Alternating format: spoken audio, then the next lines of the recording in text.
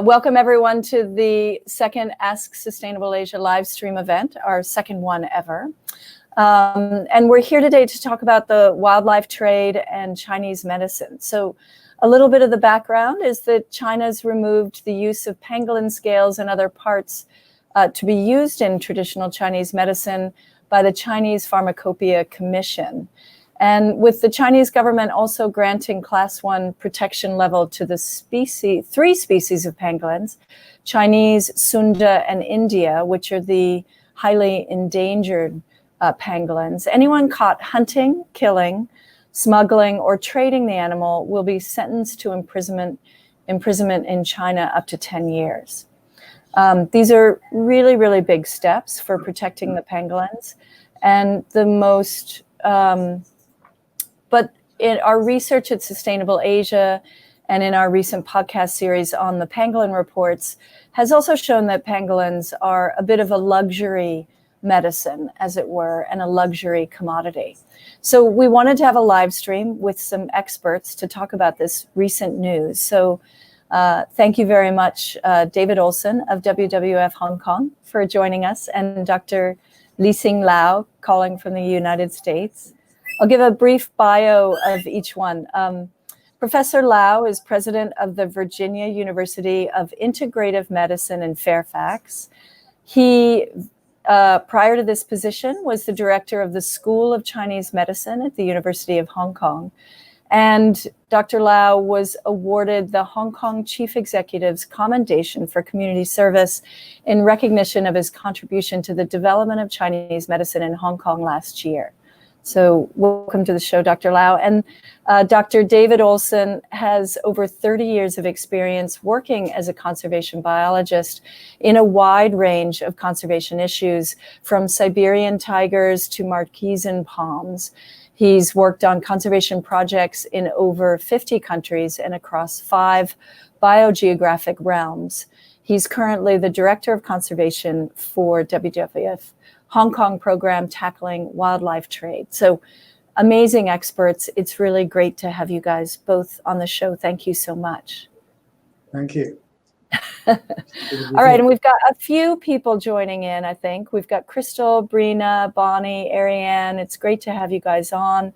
Feel free to ask any questions, but we'll kick it off with maybe, David, you could talk a little bit about the implications of this new law in China.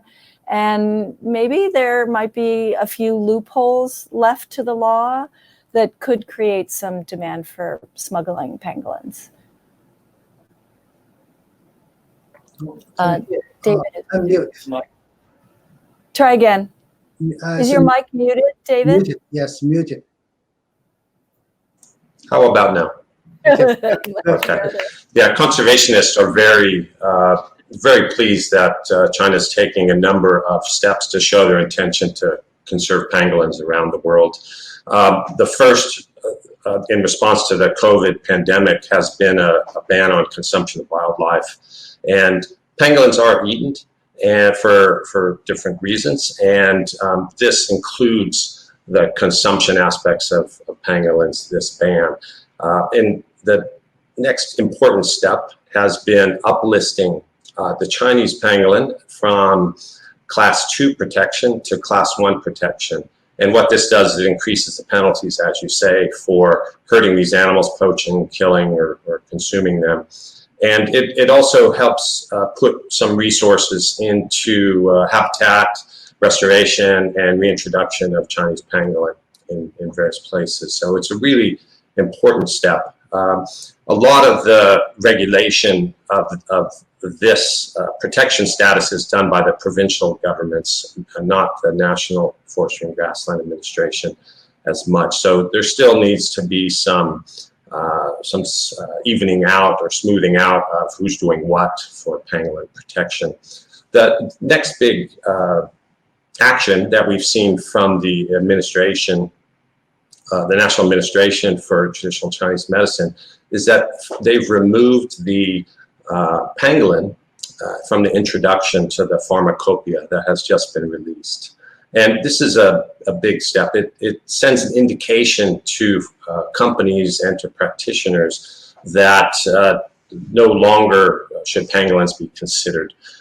However, there are a few additional steps that need to be taken to really secure a good future for pangolins.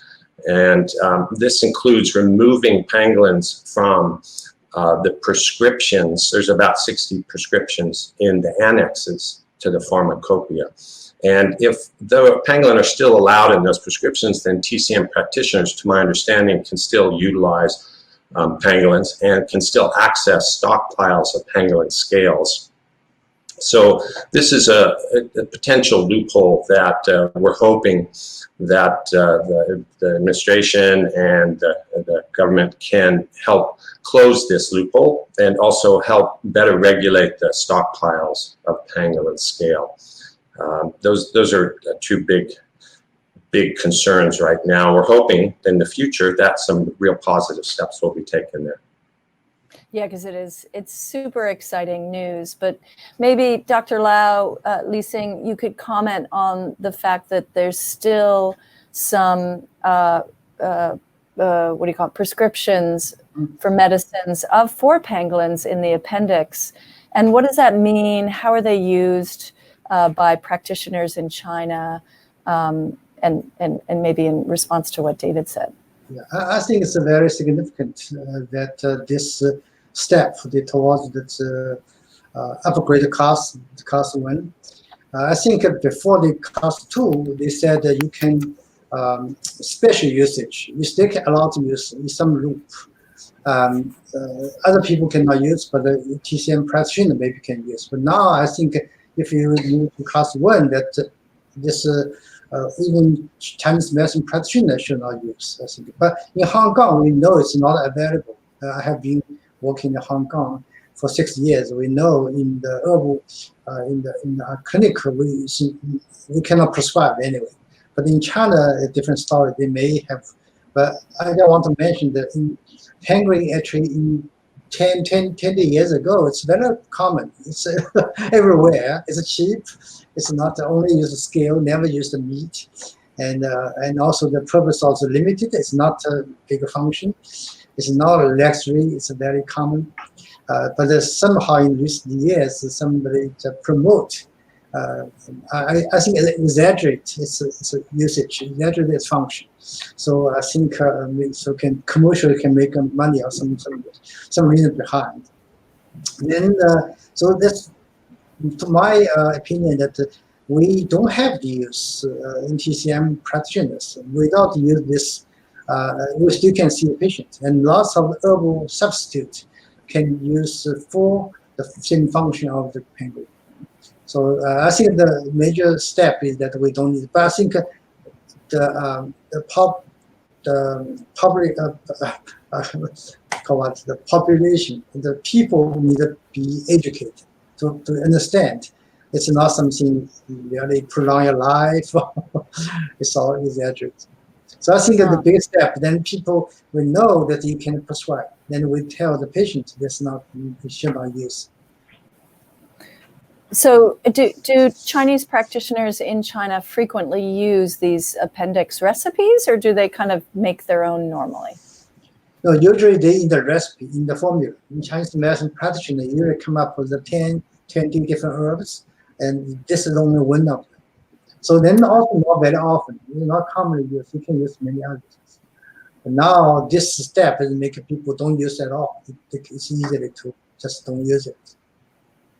But I think that one of the concerns that if we use the patent herb, which is made by the herbal company, this will be difficult. I think this we should need more steps to enforce the law, to make sure the company not produce any of this kind of herbs. So I don't know if you have a comment to that, David. So the big pharmaceuticals, when I pick up my pill bottle right now, it can't have a pangolin in it, correct? The next for the big guys. This is one of the challenges where we are at this moment. It would be good if the government could provide some clarity on how to regulate pharmaceutical companies. There's about 200 pharmaceutical companies that produce TCM products, and a number of these do continue to use pangolin scale in some of the ingredients. And they are the ones who are relying on the stockpiles of scales. We have indications that the stockpiling of the scales may be driving a lot of the illegal trade, a lot of the pangolin, high volume pangolin scales coming from both Asia and Africa.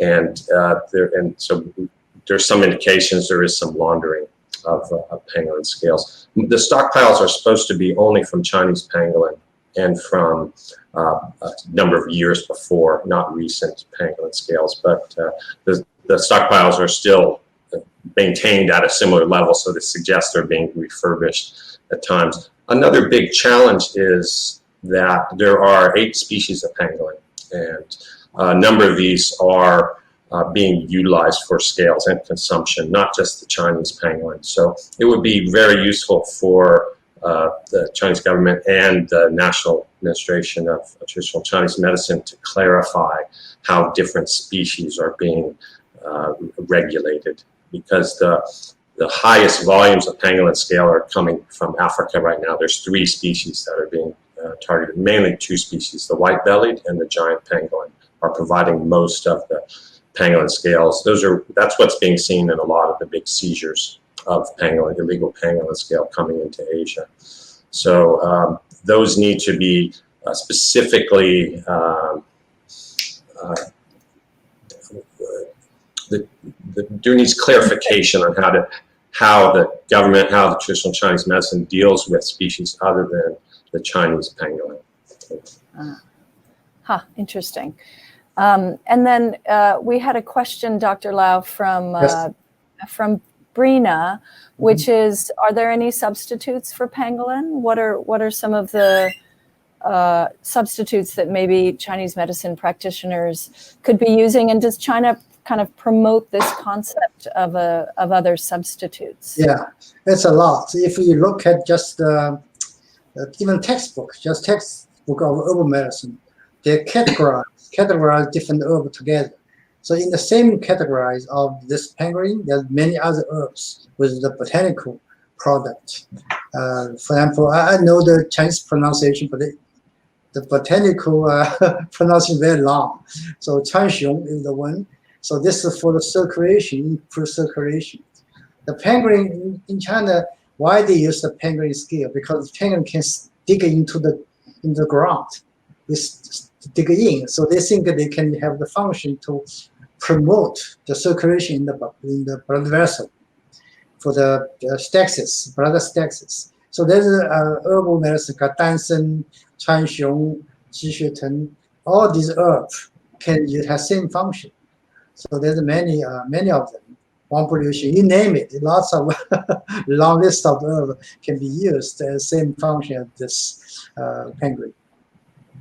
That's interesting. So within the pharmacopoeia, or you're saying within another book of the herbal medicine, same, it actually all the same, right? But yet the pangolin seem to have this aura about them that makes it better. I'll show you. Oh, let me see. Yeah. It's very good. But this is the part of the pharmacopoeia. Because there are 20,000, but this is for the teaching purpose. So for students, maybe a couple hundred, the most commonly used herb. So you can see there are different categories. You can find in the same category of pangolin, you can see many other herbs there. They're very similar function. I think one of Dr. Lau's comments was very important in that there's been a promotion of the value, the benefits of pangolin scale by those who are trying to sell this. Certainly there's the traditional Chinese medicine purposes for circulation and anti-inflammatory.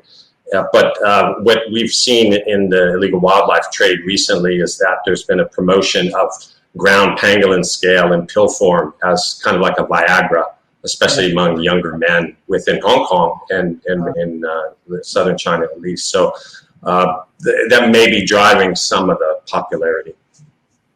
Yeah, it's never, this function never documented in any literature on Chinese medicine. So there's something somebody made up, I think. Promotion. Promotion, yes, right. Well, the Facebook page, Hong Kong for Pangolins, which is Astrid, I believe, underneath there. But so the question is, right? They took rhino horn off the pharmacopoeia. Is that right? Didn't really, did it help, David? Or are there any lessons learned from rhinos to pangolins? Or Well, it has. It's been taken out of the prescriptions too in the annexes, along with tiger bone. So it was removed both from the introduction and from the annexes as prescriptions. So this is what we're hoping will happen with pangolin scale as well. There's still a lot of demand for rhino horn. There's a huge black market in it. We've also seen people wanting to buy a complete rhino horn, not ground rhino horn, just kind of as a luxury trophy in Vietnam in particular. So it's still an ongoing trade. There's still demand for it. It's hard to gauge if the demand is decreasing, although there are some indications this last year that the price has gone down on rhino horn, and that there's been stockpiling in Vietnam. A lot of it goes into Vietnam. Some of it used to be flown in before COVID, but we're seeing a decline. So we're hopeful that some of this may have been maybe a cascading benefit for rhinos. oh, that's great, right? Yeah, I'm not sure yet, but Yeah, exactly. Well, I guess that just points to Bonnie's question of just this long-term, diverging people away from endangered animals, and dial whether or not how aware or how much people care, and maybe David knows this about using endangered animals, and that endangered animals even exist, and that's a problem. well, the awareness is really important, and that's going to help reduce demand. If you reduce demand, you're going to reduce the price, and it's business. So there'll be less poaching, less wildlife trafficking. So, but there's a lag effect, and it takes years for this to happen sometimes. And we're also seeing some of the organized criminal syndicates are stockpiling certain things like ivory and pangolin scale. So there's been a move of organized criminal syndicates to really, at least the ones operating in Africa to Asia, to really focus on ivory and pangolin scale. They've kind of left behind a lot of the other things that they used to traffic in. There is still a lot of trafficking of rhino coming out of southern Africa, and also lion bone coming into Asia as well from southern Africa. But it takes time. So this isn't the only solution. You have to have enforcement. You have to have reduced demand. You have to have increased awareness, and you have to have habitat conservation. So there's no silver bullet, but you have to come at it from many different angles. Dr. Lau, one of the questions also is that tiger bones aren't on the pharmacopoeia, but this relationship between legal farms, stockpiles, and the Chinese doctors or the TCM doctors in China, how does that work? The TCM doctors are able to request pangolins from the stockpiles. How does it work that they can use the pangolins or tiger bone in the recipes? So usually they do is in the TCM practitioners part that they no supply. You don't have like a hospital. You cannot have this products available to import to your hospital. So you can prescribe anyway. So as mentioned earlier, the one danger is that they have a patent. They use the names covered. They don't use the name called penguin scale or tiger bone, but they contain something there. So from outside, they don't quite see. So I think this is the danger, difficult part. But I think the important thing we should do is two things. I think enforce the law. Try to really, we have law now. They have how to enforce, make a law really in place. And two is that education. So make people know. Some people may not aware. So only the group like us, they care about the wildlife the wildlife animals, species we care about that maybe know the news, but other people may not even pay attention. So I think we need to let people know more. The first one, we need to let the TCM practitioners know so they can educate their patients. So also we can also tell the patients, public also. And I understand from the Chinese administration of Chinese medicine in the Chinese government, they post their endangered species in their website there, but that they don't really to tell people. So many people don't even go to look at. So they don't know which endangered species listed there.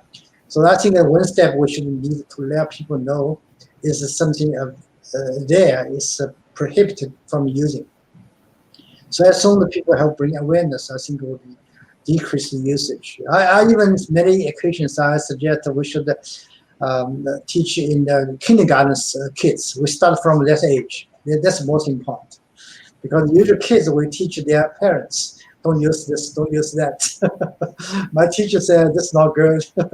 So they will be influenced. When this generation become older, they will be automatically refuse to use this. So that's the best. For the adult to change the mind, it's difficult. You start with the education of children, because children love animals anyway, right? So it's easier to educate them. So yeah, well, it's too bad pangolins are, part of the problem with pangolins, of course, is they're difficult to keep in captivity. So we can't keep them as little pets for children to pet and love, which makes it a problem. But awareness has come up substantially about pangolins, even through social media. They are pretty darn cute, those videos, I must say. Well, Catherine Chung, an interesting question, and either Dr. Lau or David, which is that Beijing is drafting legislation that might outlaw criticism of traditional medicine. And maybe you could just respond to that or talk about that. It kind of surprises me. I mean, traditional medicine, of course, has just IU time personally, and it's just a matter of using it in the right way. So I'm not sure I understand the question. The question is that somebody attacked, criticize the Chinese medicine, or because of that? Beijing is drafting legislation now that might outlaw criticism of traditional Chinese medicine. Oh, okay. I'm not sure. Block the criticism, right? Yeah. How would that affect your research, or would it? I think this is the debate ongoing many years. I'm very aware of that.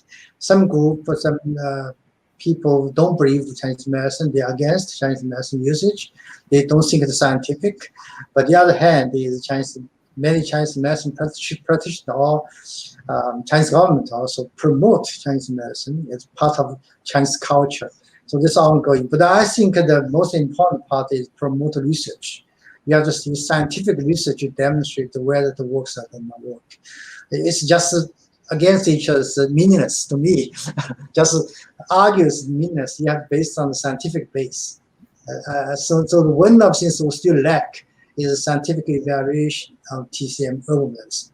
That's very good in the Western country. Acupuncture now has been very well studied in the scientific evidence, numerous scientific evidence. So in the United States, every country, every hospital, they have acupuncturists. Yeah, it's very, very, very. Even the VA hospital, military VA hospital, they are hiring acupuncturists to work there. So because of evidence, scientific evidence, but the urban medicine is still behind a little bit. We still need to work hard to research more research. Right, and that's what you were doing when you were here at HKU Chinese Medicine. Great research to establish that. But I'm going to pivot the discussion a little bit now, David, there's a lot of questions about the impacts, not only within China, but if Vietnam and other countries don't create laws the way China has done, is this just going to push the consumption out to Myanmar or Vietnam? Or how is it? how is that going to start to be impacted? Well, it depends on the species of wildlife being traded, the answer to that. But for some species like pangolin and tiger, there is consumption in Southeast Asian countries, but the vast majority of the demand is coming from China. So we're waiting to see how things will play out in regards to how the trade adapts to increased enforcement, really, in mainland China.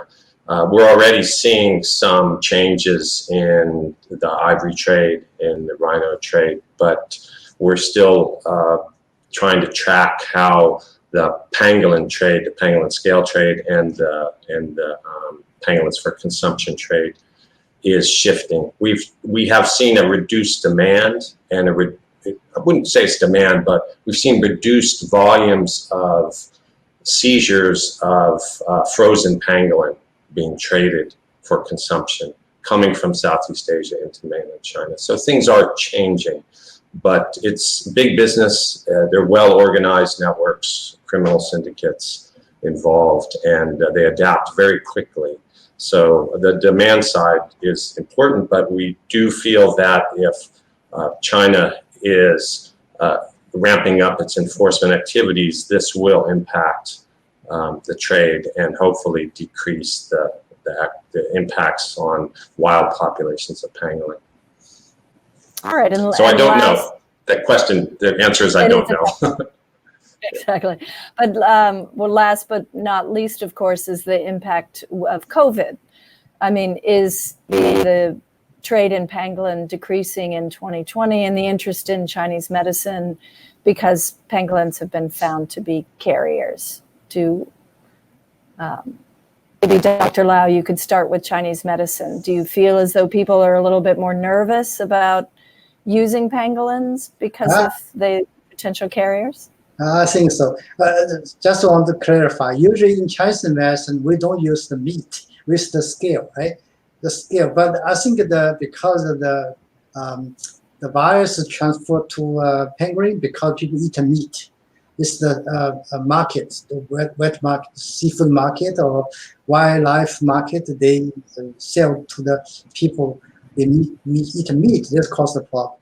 I think so. People now they realize the dangers of taking this meat, and could cause the larger pandemic, threaten the life of the human. I think it's now worse to eat this meat. So I think it will be big impact. I think people will think about. Have second thought before they think of eating this, and very expensive, and not have any function like make your sexual activity increase. By the way, in Hong Kong, almost every meat increases sexual activity. Sashimi, right? Seahorse, you name it, everything they can increase. I don't know why, but they just believe that. Oh, that's interesting. Yeah. But David, then do you think that maybe with this implication of pangolins maybe can carry coronavirus, do you think that'll dampen down maybe the illegal traders, that they won't want to, they want to be carrying and managing the pangolin as they traffic through? Will that make a difference? Well, the scales are unlikely to be carrying live virus over time. The virus only survives so long. We don't know at this point, but a lot of this has to do with perception. We've had reports that in Gabon and other countries in Central Africa that no one will buy pangolin anymore. They don't sell it or buy it anymore in the bushmeat markets because they're afraid. Because there's the perception that pangolins, because of the news, have been linked to COVID. And indeed, it's speculation, but there may have been pangolins involved in the early evolution of the SARS-CoV-2 virus, because of there's some indication that pangolins were an intermediate host, horseshoe bat to pangolins, and then the virus mutated and had some attachment sequences that are only found in pangolin and not in horseshoe bats. That's the major evidence there. So they may well have been involved. They are known to carry coronaviruses. And I wouldn't mess with a live pangolin if I had a chance. I mean, it's a lot of it's perception, but it's still early. We're waiting to see how that will play out. But the high volumes of scales are continuing to be trafficked. The meat there seems to be a decline, but we're not sure yet. We're still trying to keep tabs on it. And if the Chinese government does have very effective enforcement, then the trade will be greatly diminished for pangolin meat.